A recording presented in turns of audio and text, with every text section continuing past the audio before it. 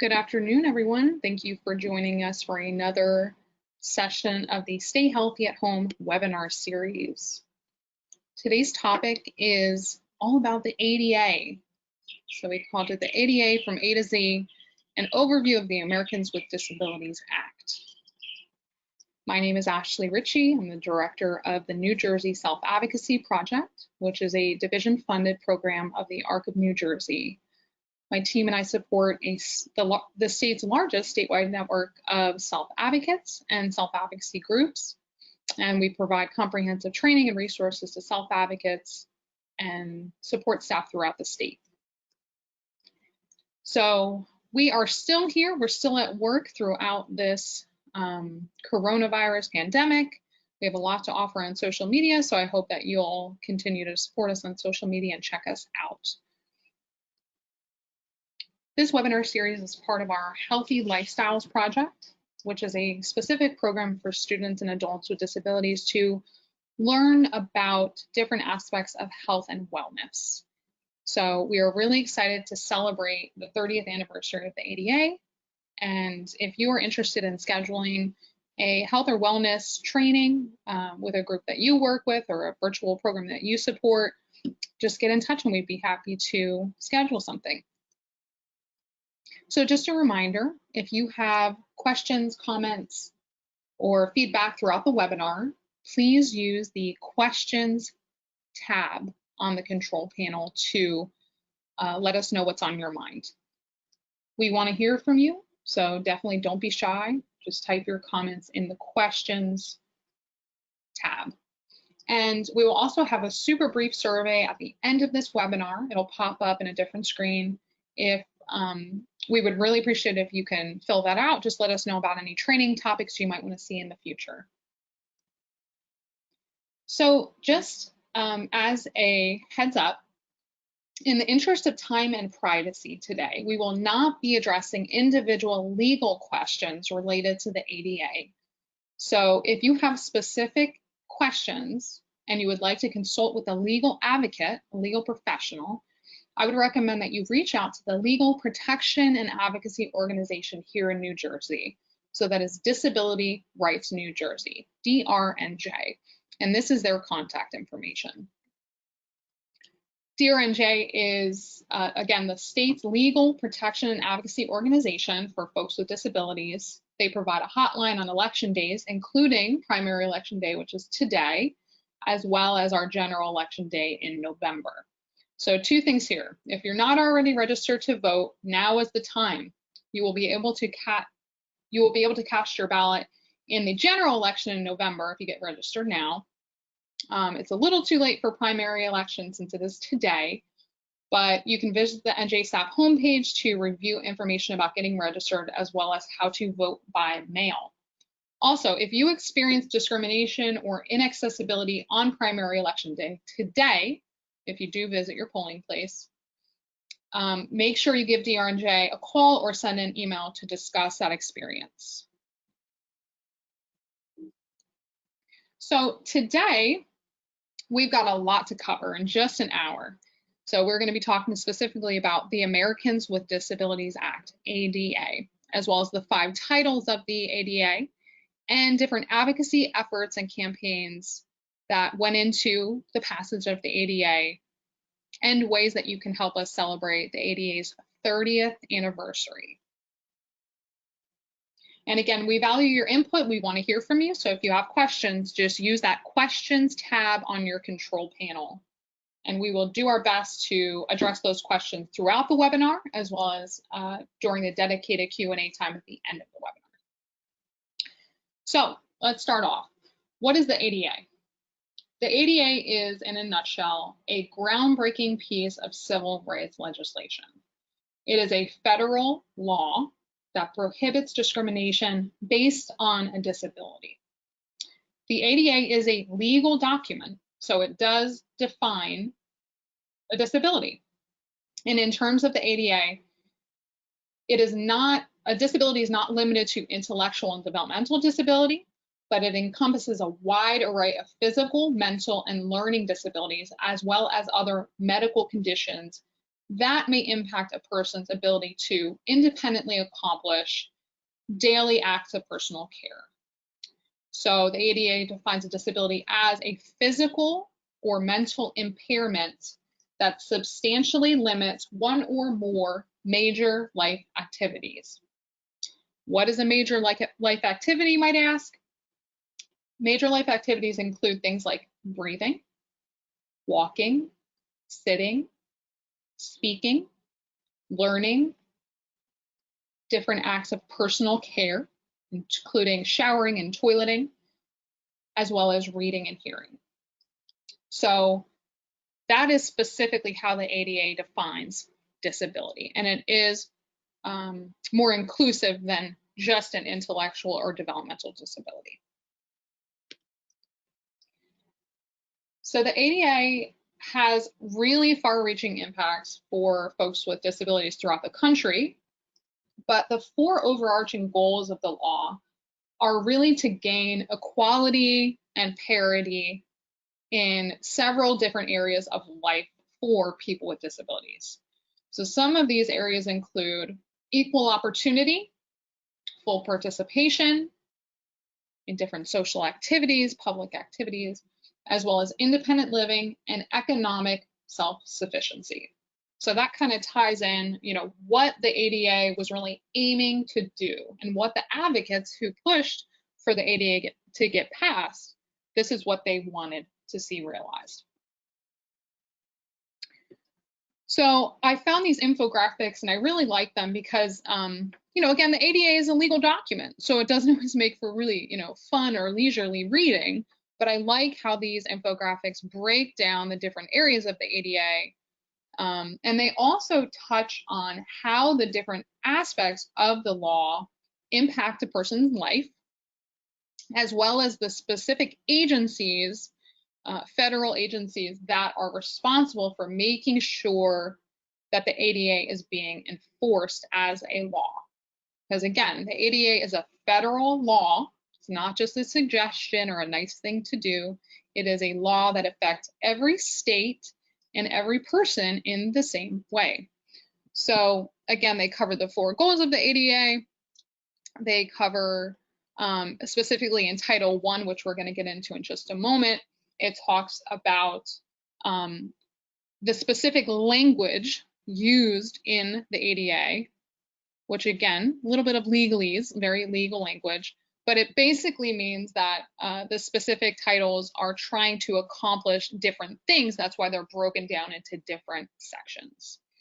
Okay, so let's move on to check out Title 3 and 4. There's the infographics for Title 3 and 4. And you can check our resources page in the handout section if you'd like to access any of these resources that are in the webinar. Maybe share them on social media or just review them more closely. But again, Title 3 covers public accommodations and services operated by private entities. So we're going to get into what this actually means in real life throughout the presentation. And just know that Title 4 of the ADA covers telecommunications. So this is kind of a really exciting section because this stuff has changed so much in the last couple of years, and especially over the last 30 years since the ADA was passed. So we've already reviewed the overall goals of the ADA. Let's check out some hard data. So I went to the US Census Bureau website because the Census Bureau is actually responsible for gathering data on a whole bunch of different areas of life. They are not just responsible for doing the overall population count or the overall census. So this specific information looks at folks with disabilities. And as you'll see, there's almost 57 million people with disabilities living in the US today. This data is as of 2010. So as of 2010, there were about almost 57 million people. What we found out that from this information is there is definitely still work to be done. Based on this information, we see that folks with disabilities are less likely to be employed than a person without a disability. Folks with disabilities are more likely to live in poverty and earn less than people without disabilities. And we also see people with disabilities are more likely to have health insurance. And we know in New Jersey, Medicaid is required to receive certain state services. So that may be some correlation there. But let's be very clear. The ADA is not a cure-all. It is a piece of federal legislation that was designed to address clear and present discrimination in several key areas of life. But the issues that people with disabilities continue to face are rooted in history. There's a long timeline of inequitable treatment and social policies that specifically work to keep people with disabilities living in poverty and segregated at work and at home. So the ADA cannot address what are known as attitudinal barriers, which means that a person holds personal private beliefs about people with disabilities that may be contributing to that discrimination. So while the ADA makes it illegal to discriminate against a person based on disability, the law cannot necessarily change someone's mind. That is where individual advocacy and education come in. So the ADA definitely has its limits, but it is generally regarded as one of the most critical and important pieces of law related to disability rights in the United States. So now that we've reviewed kind of what the goals of the ADA are, maybe some of the limitations or some of the work that still needs to be done, I just want to get into how the ADA kind of happened, right? And the ADA really happened because advocates fought really hard to make it real. So there's still more work to be done, but we have gained some major ground as a result of the ADA, and we're going to review that in just a bit. For now, I want to discuss some of the history and specific advocacy work that went on before the ADA was signed into law. These are some images from an advocacy movement that was known as the Capitol Crawl. This happened in March of 1990, and these are the steps of the Capitol building in the nation's capital, Washington, D.C. And I mean, these are iconic images of the disability advocacy movement. You can see self-advocates who are crawling, making their way up the steps of the Capitol. So I was super happy to find a video interview with one of the advocates involved in the crawl. You can see that person right here. So let's move on and check out this video from Jennifer Keelan, who was an advocate with cerebral palsy and who was 8 years old at the time of the Capitol crawl and just looking to make a positive change. Let me see if I can play this video and make sure you guys can hear it as well. I'm going to pause right there. Is it playing the sound, Frankie?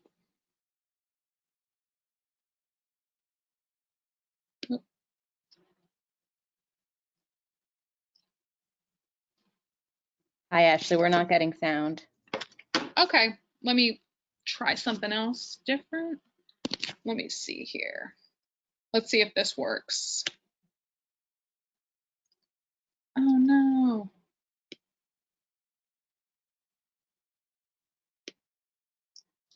I remember when we were trying to get the ADA passed, and I need to climb the steps. I want to climb the steps, and Wade said, "Go for it." So I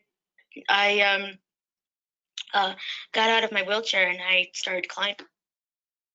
Well, the next thing I know, I've got 50 cameras on me, and I've got mics all over me, and it's like the hottest day, the month of March, and I'm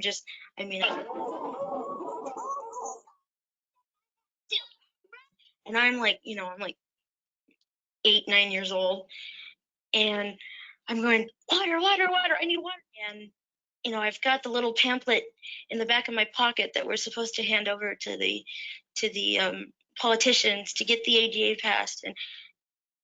And they say that it was the image of me climbing those steps that was the final decision to get the ADA passed. And I mean, I had to do it.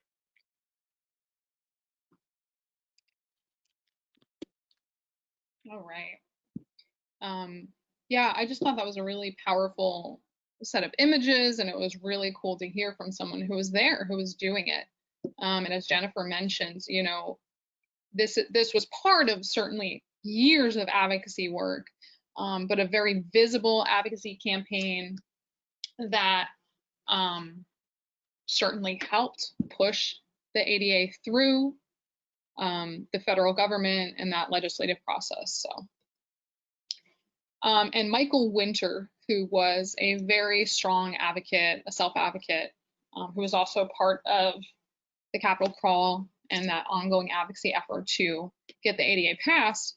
I found a quote from him that basically says, it may look undignified for folks with wheelchairs to crawl up the stairs, but a lot of the advocates felt that it was necessary to show what kinds of things folks with disabilities have to face on a day-to-day basis. So inaccessibility even at the Capitol, building. So I think that was a really powerful and effective piece of advocacy. So on July 26, 1990, the ADA was signed into law by the president at that time, George H.W. Bush. The bill was introduced to Congress and proceeded through the federal legislative process to become a federal law, meaning that it affects all citizens throughout the nation. It's not just relevant in one state or one town. It's a national law. So it successfully navigated through the legislative process. It was debated, it was voted on, and then it was ultimately reviewed and signed by President Bush, who the famous quote from that address was, "Let the shameful wall of exclusion finally come tumbling down." So, as we said, the ADA was not a cure-all. There wasn't immediate equality, there wasn't immediate access overnight.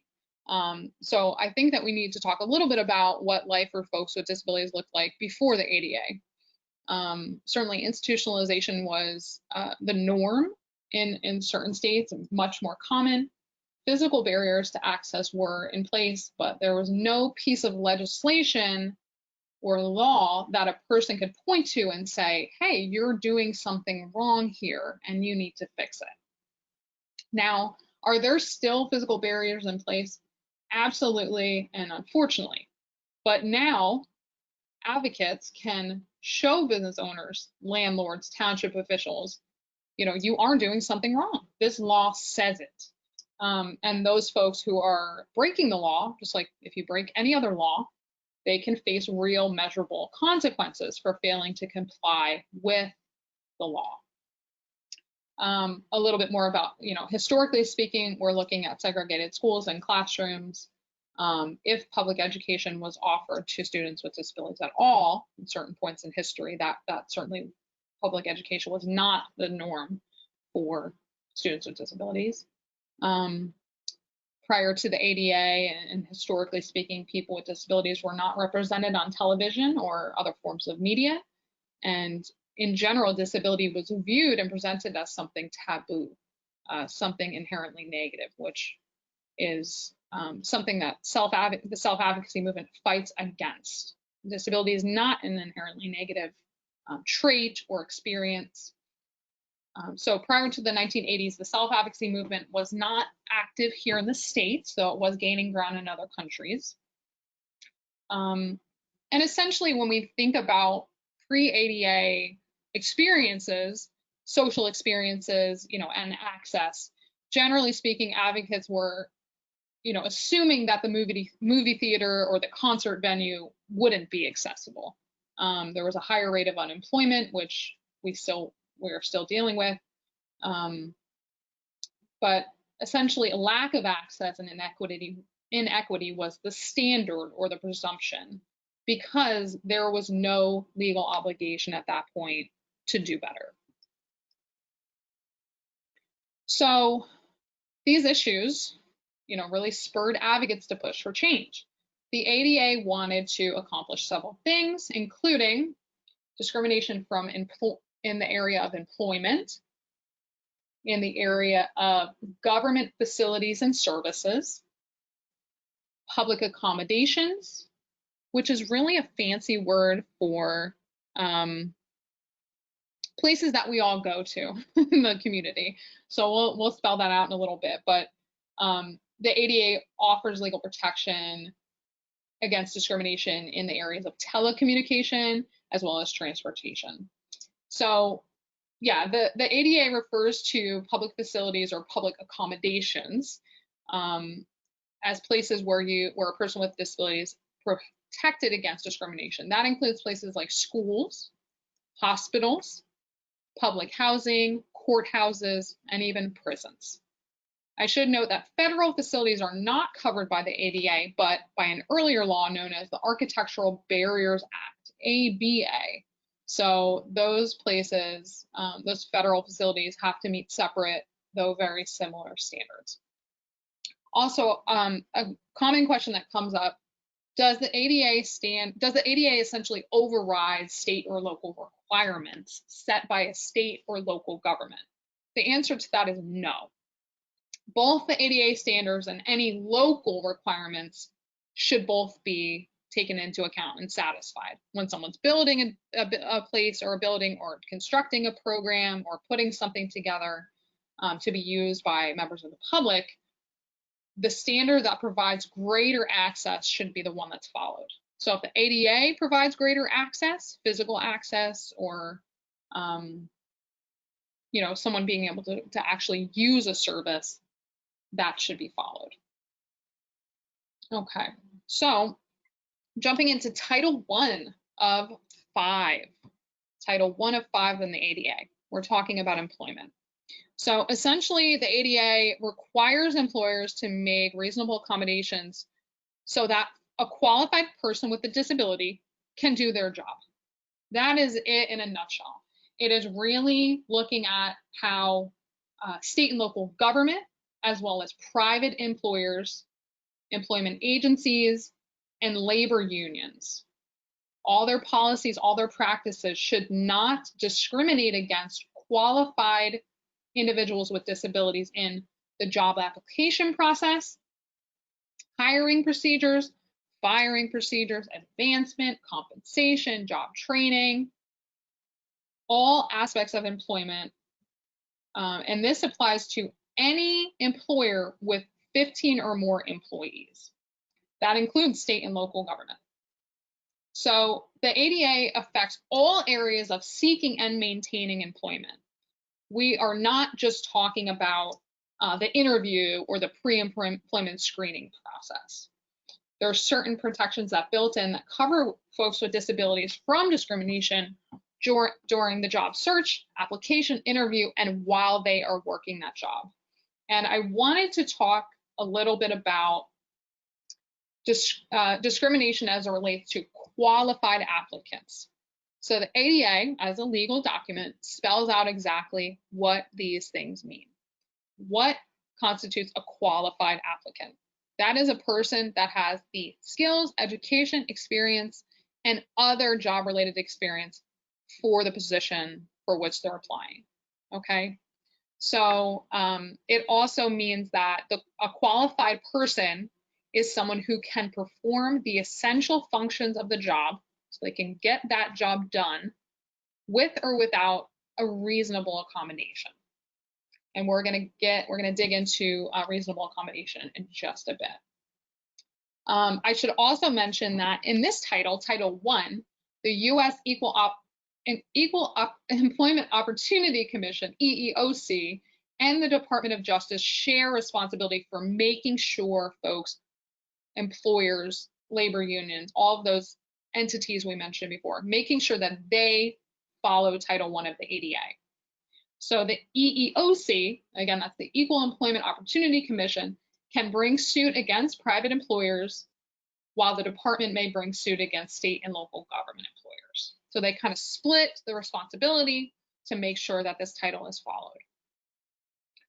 So again, we're going to get into all of this next week in our webinar on employment and the ADA, so I'm not going to speak too much more about this, but let's check out a couple examples of reasonable accommodations.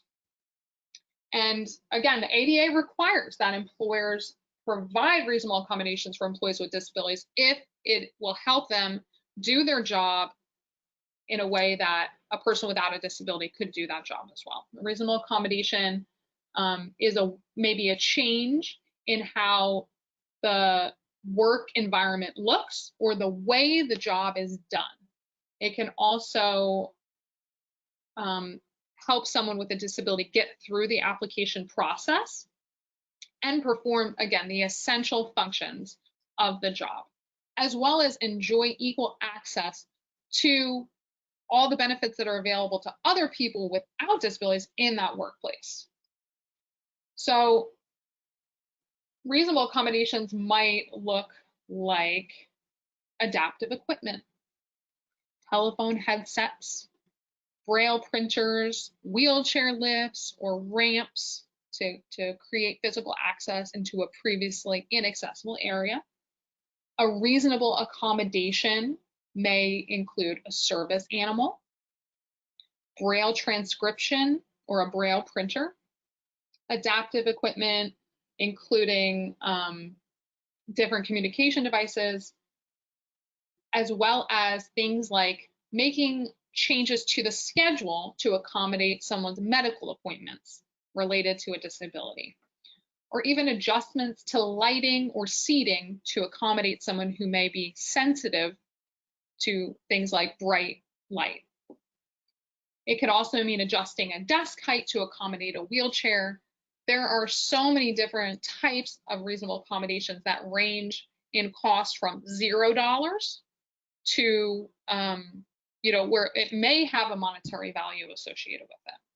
So according to JAN, which is the Job Accommodation Network, the benefits that employers get for providing these accommodations definitely outweigh the costs. A high percentage of accommodations cost little to nothing. So like 59% of all reasonable accommodations are $0, while the rest typically cost around $500. So on top of this, employers are also given tax incentives to cover the cost of required accommodations and modifications to make sure that their business is accessible to people and employers with disabilities. So again, check out next week's webinar. We're going to get into this in detail. So this is a graphic this is what an accessible workplace might look like for someone who uses a service animal. This may be a reasonable accommodation that is requested because the person using the service animal is able to do the job with the service animal. The service animal may be helping on a variety of tasks, but it would be illegal for an employer to say, no, you can't bring your service animal to work with you if that person needs the animal to help them do those tasks, those major life activities throughout the day. So I just want to poll everyone real quick. I'm wondering, just a quick true or false, okay? Can a person with a disability, what do you think? Can a person with a disability request a reasonable accommodation at any point during the interview or their employment? What do we think? Do you think that is true, or is that a false statement? If you're not sure, that's okay to say that as well. So we're going to give it 45 more seconds. So weigh in. What do you think? And I should also say there's no, this is totally anonymous. We don't know who participates in the poll. It's just a fun thing to do to kind of get some feedback from everybody throughout the process.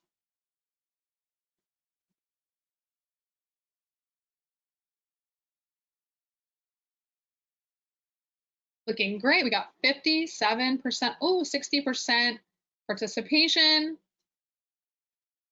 Excellent. Just a couple more seconds on the clock here for our 1-minute poll, and then we will move right along. Okay, excellent. Thank you to everybody who participated. Let's check our responses. So 89% of you believed this was a true statement. 6% said false, 4% said they didn't know.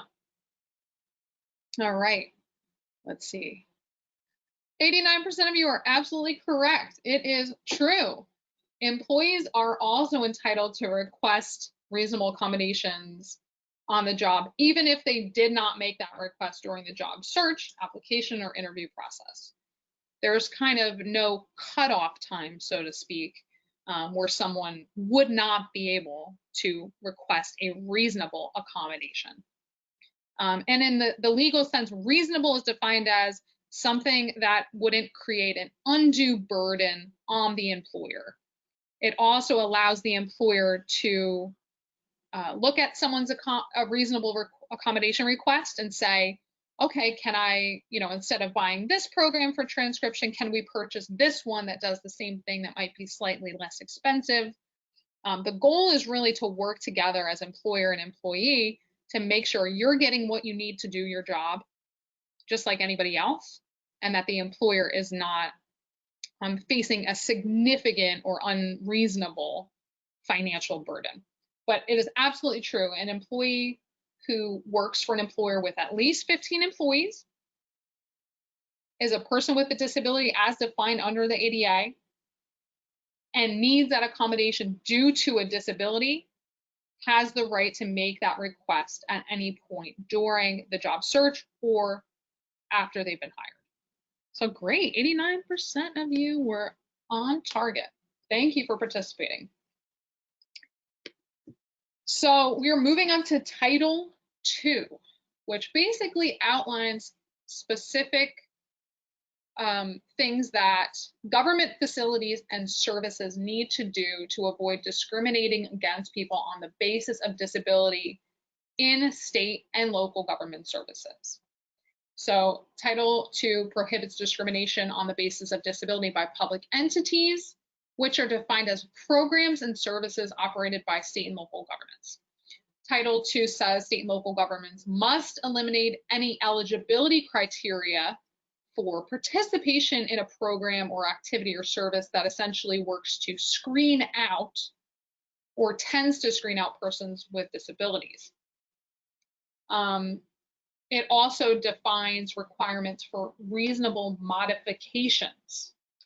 So the requirement to provide reasonable accommodations and modifications applies to people, corporations, associations, and anyone involved in the provision of housing, residential lending. This includes property owners, as well as housing managers, homeowners, condo associations, real estate agents. This also applies to state and local governments. So this Title II also says that the public service should provide auxiliary aids and services where necessary to help people with disabilities participate in and enjoy the benefits of a service, program, or activity of a public entity, a public program. So I thought of these awesome voting booth demo that we did at a self-advocacy meeting a couple years back. You can see the polling, this voting booth, right? How appropriate on primary election day. This voting booth is was accessible to every person. We probably had 35 people that tested it out. It was accessible to everybody. Folks who use mobility devices, motorized wheelchairs, as well as someone who needed assistance from a staff member in order to cast their ballot in this mock election. So it would be legal for, say, a polling place to tell a person with a disability, oh no, you can't vote here, because we don't have the machine for it or we don't have the space for it. These services and facilities need to be accessible to everyone. And again, they can't create rules that say, oh, you have to have, that would tend to exclude people with disabilities. So certain physical things that are included in Title II under the reasonable modifications clause say that a public space should have accessible parking, okay? So let's get rid of that phrase handicap parking. We don't like that. It is accessible parking because it creates access to a place that everybody should be able to get into if it is a public location. You'll also see that, say, in this office building that's open to the public, there's Braille on the denoting the floor and how to access the exit and main floor. Also, you know, some of these reasonable modifications are awesome for everybody. It's not, quote unquote, just for a person with a disability. So using the button to open a door instead of having to physically put your hands on that, as well as, you know, you're like, what is a snack board doing on here? Well, a reasonable modification to the policies of, say, a public bus company might be you have to permit a person with, say, diabetes to be able to have a snack on the bus if they need that to manage their condition, if they need that to manage the symptoms of a covered disability like diabetes. Because a lot of, you know, public buses say no eating, no drinking, etc. Well, that would be a reasonable modification to allow someone to have that snack. And also you see an accessible restroom and also a gender inclusive restroom. So these are just some examples of reasonable accommodation under Title II. So again, these reasonable accommodation modifications may include changes to the policies, like the rules of a certain program, as well as changes to the physical landscape of a building by, say, adding a ramp or a curb cut or creating parking close to the entrance for folks with disabilities. It could also mean changing the location of a meeting. Say if someone is applying for public assistance in a building that does not have an elevator and that person uses a wheelchair, the program staff should change their meeting location so that it is accessible for a person using a mobility device to access the room. Accessible restrooms, drinking fountains, so like the lowered drinking fountains that can be used by children, you know, as well as folks with shorter stature and folks using wheelchairs. So changes to policies or how a program or service is delivered, reasonable accommodations may mean the application to apply for subsidized housing cannot be internet only. You know, a public housing program can't say the only way to apply is go on the internet and email the application. You have to have alternate forms of filling out that application, as well as staff who can assist a person with an intellectual disability to understand and complete the forms, which there may be many forms to apply for public housing or public benefits. Other examples of reasonable modifications may mean having assistive technology available, like enlarged print. So having an application for a public program available in maybe size 12, as well as a much larger font for folks who have visual impairment, as well as screen readers for someone who may be blind, and dictation software as well. One quick note about Title II, programs run by religious organizations are exempt from this clause. So we're going to talk about exceptions later, but I just wanted to mention that. Yeah, so moving on, a couple more things about Title II. We see here the Title II covers curb ramps and pedestrian crossings. So that yellow bumpy strip you might have seen is actually known as tactile paving. And the sloping path to the street, it's not a sharp drop off, it's a nice slope. That is known as a curb cut. So again, these features are not just good for people with disabilities or people who have visual impairment and may need the tactile paving to let them know they are getting close to the street, but it's great for people who are pushing strollers, riding bikes, scooters, and other folks who generally use recreational devices that won't transition from a stark curb to the street so easily. So this requirement does apply to state or local government, because they have that has responsibility over highways, streets, and roads, as well as pedestrian crossings and walkways. And it depends on the location, but some public programs have extensive responsibility for these areas. And it is very important that they make them accessible to all users. So when we're thinking of the requirements, they may vary depending on the age of the highway, the road, or the street, or the sidewalk. And depending on when it was last paved, repaved, or otherwise changed. So pre-ADA streets, pre-9th, it actually was enacted.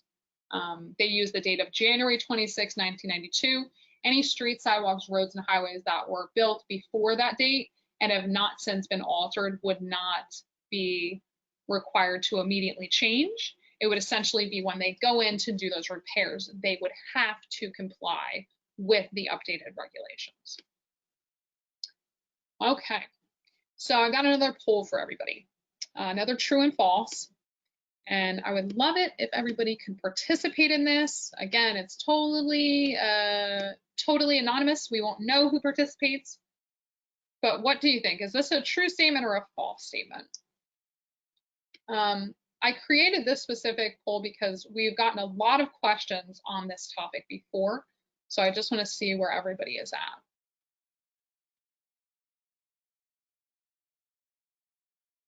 We'll just give it about 40 more seconds. 48% participation. Let's boost that up. Excellent. Almost at 60% here, just halfway through.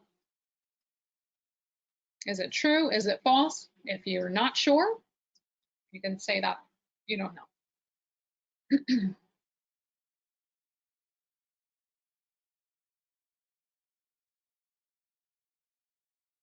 Just a couple more seconds here. And then we're going to move right along. One more second. Okay, excellent. Thank you so much. So let's check it out. 34% of you said this was a true statement. Maybe you've heard something about a grandfather clause that shields certain towns or cities from complying with Title II. 52% of you say this is false, not true. So what is the answer? It's false. The ADA does not have a grandfather clause, quote unquote grandfather clause.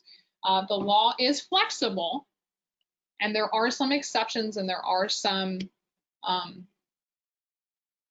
things that would maybe make certain towns or cities not immediately have to make changes. But this is a problem. So I hope that everybody who leaves this webinar, in just a bit, will spread this information. The ADA does not have a quote unquote grandfather clause that would allow a municipality to be exempt from complying with Title II due to budget or size or population. But some people think that this exists. So what's the result? The township or the city doesn't bother taking steps to provide access or to make changes to their policies, practices, and procedures, even though they're required by law. So that means people with disabilities don't gain access to those programs and services. So city governments must comply with Title II, and they must provide access for people with disabilities to the whole range of city services and programs. And in providing that access, the city government is not required to take action that would fundamentally alter or totally change the nature of the service, program, or activity, or make changes that would be just so excessively financially burdensome, so expensive. But that determination isn't made by the township. That's made by the head of the public entity or that designated authority. So again, where possible, everyone should be following the ADA. Everybody should be incorporating accessible policies, procedures, and practices into their services so that everybody can enjoy public services. So some other points about Title II, when we think about programs or places that are covered by this, it may look like a school or an office. And again, you may remember from school there was an elevator. If there were folks who use mobility devices, you also see public buses having accessible ramps. And look at this nice, beautiful architecture that builds the ramp, the accessibility ramp into the entrance. So I just like to show these visuals because these are some ways that the ADA is put into action. Other ways, the bridge plate. If you've ever been on NJ Transit, you know, they have the tactile paving typically, but then there's the gap between the train and the platform. This bridge plate bridges that gap for someone who has a mobility device. And it is illegal for a conductor to say, oh no, I don't have time to put the plate down.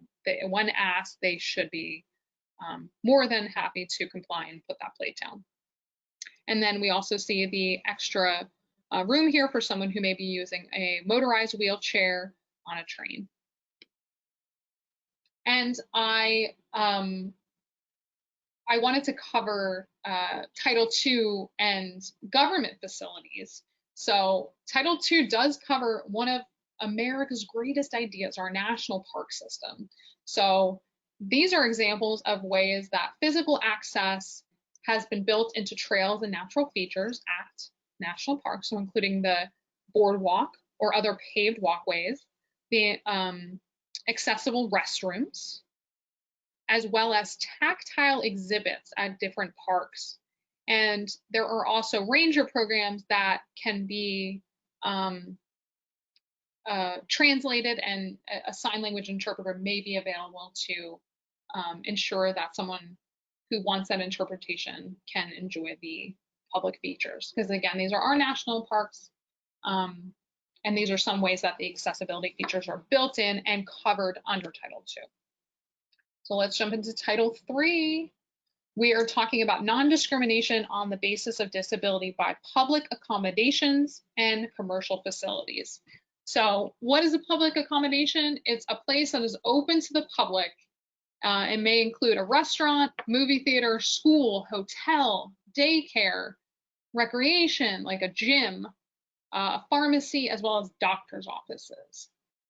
So newly constructed or altered places of a public accommodation must comply with the ADA standards. So here we see accessible seating at a movie theater. We see free beach bikes that a person that would typically use a wheelchair or motorized wheelchair can use on the sand. And then also a swing for all children to use. So this is maybe helpful if a child has trouble holding themselves up. There's the backrest and also the harness. So that's available at a public playground. And that's covered under Title III. I also wanted to talk a little bit about public accommodations as they relate to hotels. So the Title III pertains to privately owned public accommodations, where Title II is all about public, so local and state government buildings and programs. Title III, a hotel is privately owned, but open to the public. So there are specific standards that hotels must follow in order to be compliant under the terms of the ADA, but there have been changes to the document. So this is the 1991 standards, and as you can see, they've changed, right? So there's 2010 standards. The original version was passed, but there have been many amendments and changes. So this is just a graphic to illustrate how some of those changes have been incorporated. So if we look about a little bit more about an accessible hotel experience, we're looking at accessible rooms that may have removable or permanently affixed seating in showers, as well as a lowered desk that is available to someone who uses a wheelchair. And just talking about a really fun part, probably one of my favorite parts of the hotel, the Hoyer lift that someone can use to enter or exit a pool or jacuzzi. Because yes, the ADA is a legal document. It's a law. And not all of the language is really fun to use. It's not beach reading, but it does cover all areas of life. So it covers the fun stuff. like swimming at a hotel pool, because things like this should be accessible to everyone. It's not just for someone that could physically lift themselves in and out of the pool. It should be, this is an accommodation that's built in to make the space accessible to everyone. So we're moving right on to Title IV of the ADA. It requires the establishment of telephone relay services for people who use teletypewriters or other communication devices for people who are deaf. The Federal Communications Commission has also issued rules and regulations that specify how programs, companies, and services have to use these standards and these different devices. So back in 2010, President Obama signed the 21st Century Communications and Video Accessibility Act. Another acronym for you, that's the CVAA. That updated the federal communication laws to make sure that there was greater accessibility to modern communications for people with disabilities. So that affected technologies like digital, broadband, and mobile telecommunication innovations. So let's get into, and again, this is one device that someone who is deaf may use to communicate. So this is kind of how it works. The person who is deaf is signing into a video device or computer. And then there's an interpreter kind of in the middle that is able to see the person and understand what they are trying to say, and then relay that message to a person. It might be a call center, it might be a hotel concierge, it might be a reservation specialist, or any other kind of, any reason that you would get on the phone and try to contact someone. This is possible. So that's kind of the connection there. And yeah, so it made sure that these services were made available by state and private companies to ensure that people who are deaf or communicating with sign language can also access the services provided by that company over the phone. So looking at another device that may be used by someone who is deaf, and you may have heard the phrases TTY, TDD, or telecommunication device for the deaf, and TT used interchangeably, and that's generally okay. They are all part of telecommunication equipment that is used by a person who does not hear or does not speak. And this is a way for them to communicate. So this may be an example of a teletypewriter where you can relay a message here and receive it, and it goes to a relay service, and then to a call center or another person that would otherwise not understand or be able to interpret sign language without the video. So this is just another option. It doesn't involve video, as you can see. It's text, it's typing. But these are included under Title IV of the ADA. So when we look at the fifth title of the ADA, it is just a miscellaneous, kind of a catch-all, and it really does reflect some of the changes that have been made since the ADA was passed back in 1990. So the fifth and final title sets forth miscellaneous provisions, such as requiring the U.S.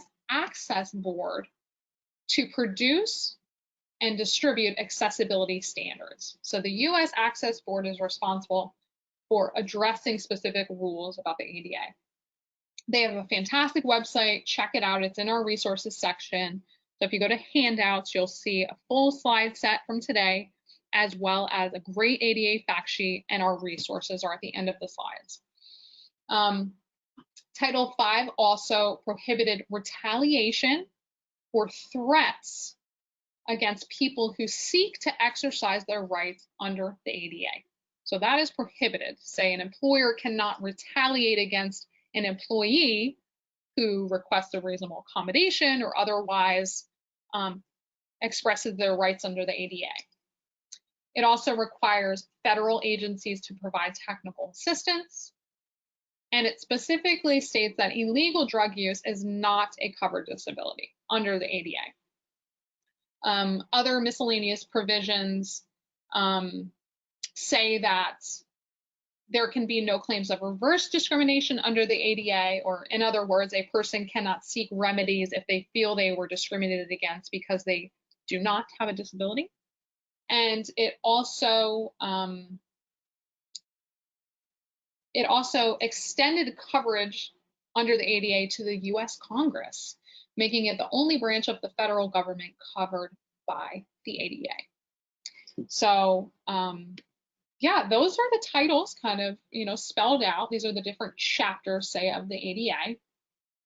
And technical assistance, again, under Title V, technical assistance must be provided by certain federal authorities. So we have the US Access Board, TA, technical assistance at accessboard.gov is their email, the Department of Justice, as well as the Federal Transit Administration. So you can check out their websites, you can contact them directly for more information about the ADA standards that they enforce. And just a note about some exceptions to the ADA. The ADA does not extend to private residences. So if your home is not accessible, you cannot be forced to make changes that comply with the ADA because it's your private residence. If you are renting a residence as a landlord, you are affected by the ADA, and it should be accessible, and you should be open to making those reasonable accommodations and reasonable changes to the residence to allow a tenant with a disability to live there. Religious entities are not affected by the ADA. Private clubs. Historically significant properties have kind of a different rule. That's why I put the asterisk there. Historically significant facilities are typically listed in the National Register of Historic Places. So structural changes that would threaten or destroy the historical significance of the property, or would essentially totally change how that historical property looks, that's not required.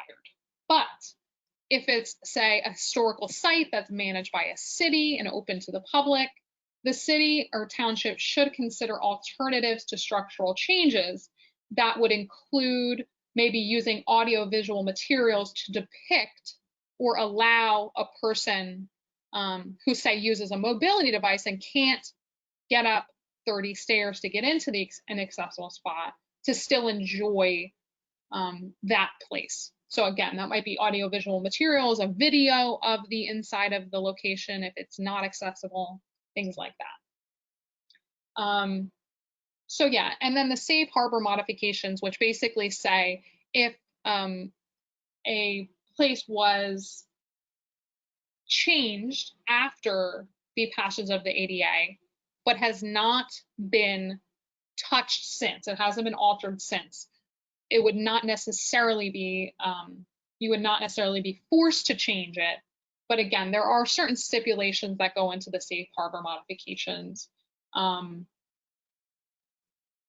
that, how it affects the ADA and access to certain places.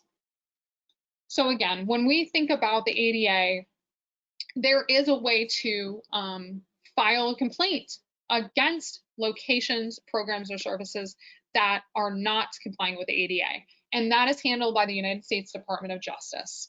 So this is their information. This will bring you to the complaint filing form. You'd be required to give your contact information, and the Department of Justice would follow up and conduct an investigation to see where the your complaints of inaccessibility or discrimination are happening.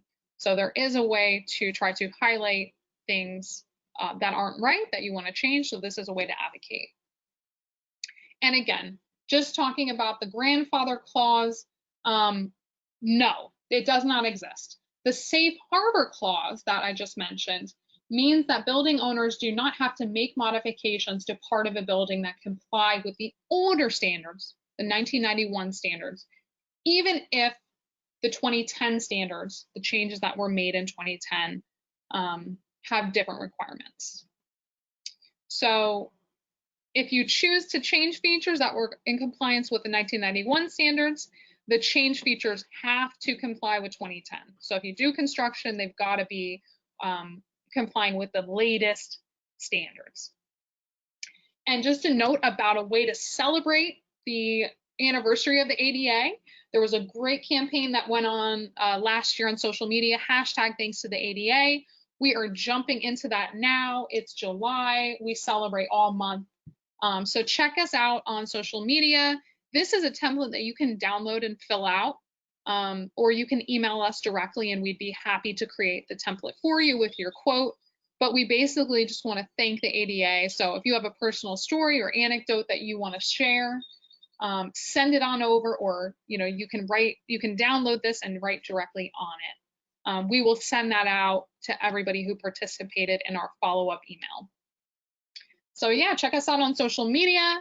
We're celebrating all month, and we would love to hear from folks who have had, whose lives have been affected by the ADA and what that looks like. So I'm wondering if we have any questions that we should address at this point. I know we're just over 3 o'clock, so thank you for your patience. Okay.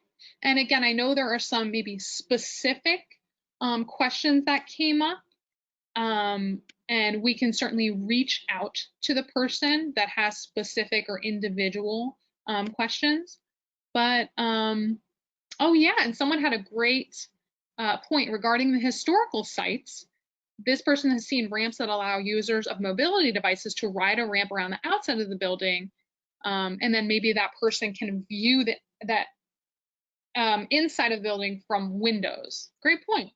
And again, that might be just a creative way of looking at it. If it's not feasible to build a whole ramp up to the entrance, that may be another way for someone to still see what it looks like inside. Okay, let me just make sure I didn't miss any. Yeah, this was great. Thank you all so much. It's always fantastic to hear from everybody, and we will follow up with some specific questions, but otherwise, here are the resources that can be downloaded and handouts. And I thank you all for your participation.